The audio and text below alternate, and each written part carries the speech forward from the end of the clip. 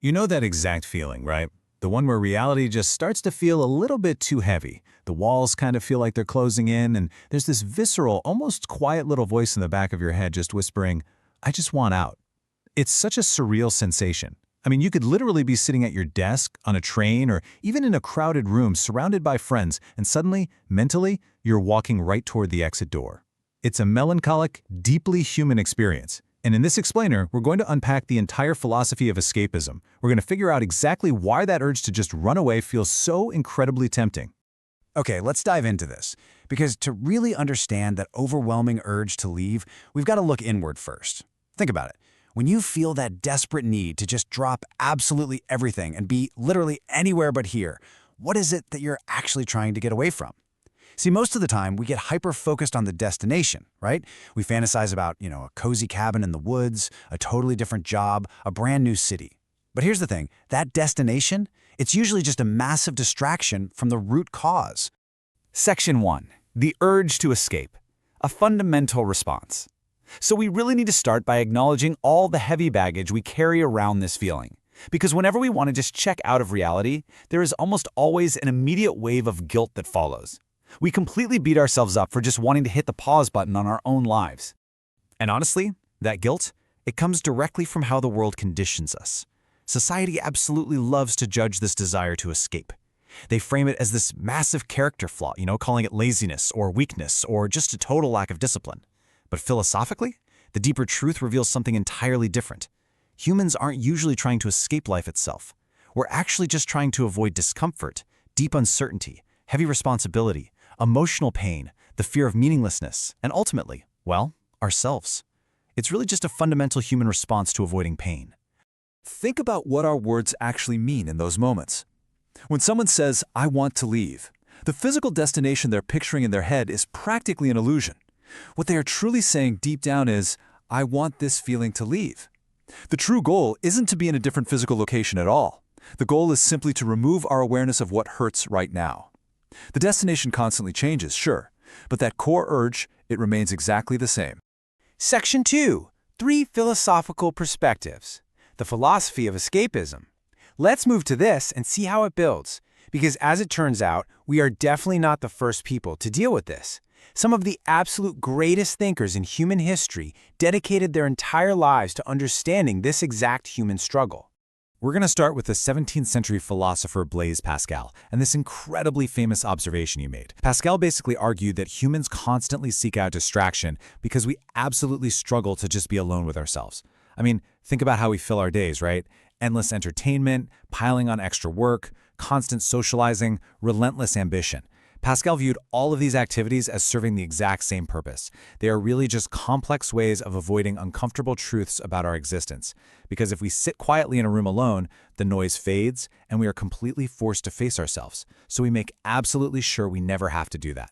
Which honestly totally explains why we can't even stand in an elevator for 10 seconds without pulling out our phones.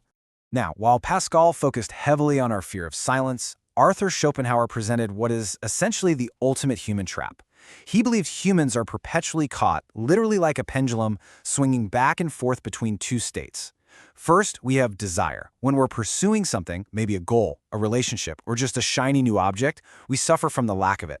We suffer from wanting it so incredibly badly. But then, once we finally get what we want, we hit boredom. We become restless almost immediately. Because that shiny object didn't magically fix our internal state, we get bored. And so, we start looking for another escape, a brand new desire. And we start that painful swing all over again. And then, in stark contrast to both the fear of silence and the trap of desire, we look at Albert Camus.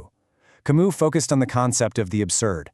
He noted that as humans, we have this really deep, burning need for meaning, order, and purpose. But we're dropped into a universe that is completely indifferent to that need.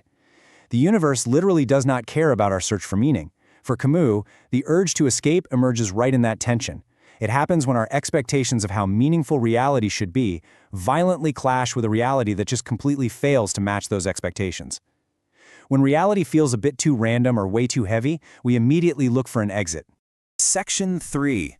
The psychology of distraction. Daily anesthetics. So how do all these grand, ancient philosophical concepts actually manifest in our modern day-to-day lives?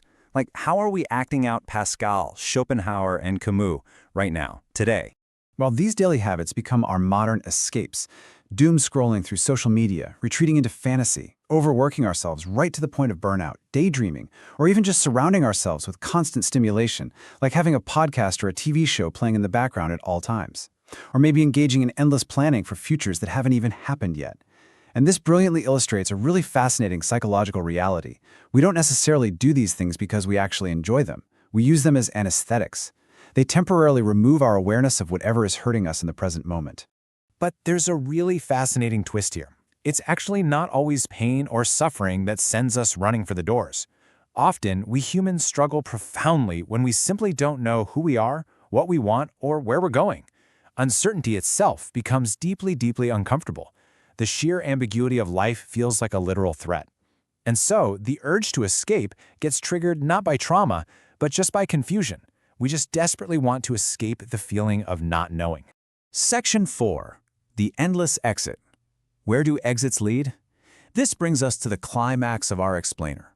Because if we are constantly opening doors, boarding trains, and moving toward the horizon just to get away from discomfort, where do all these exits actually lead us?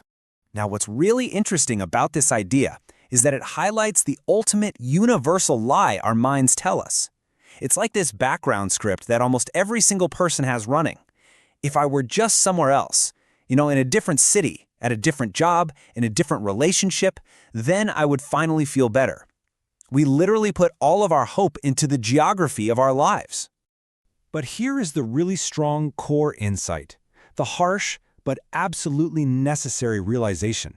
So many people pack their bags, they move clear across the country, they change their entire lives, only to discover one inescapable truth. You bring the exact same mind with you. Physical escape is fundamentally impossible because you literally cannot leave yourself behind.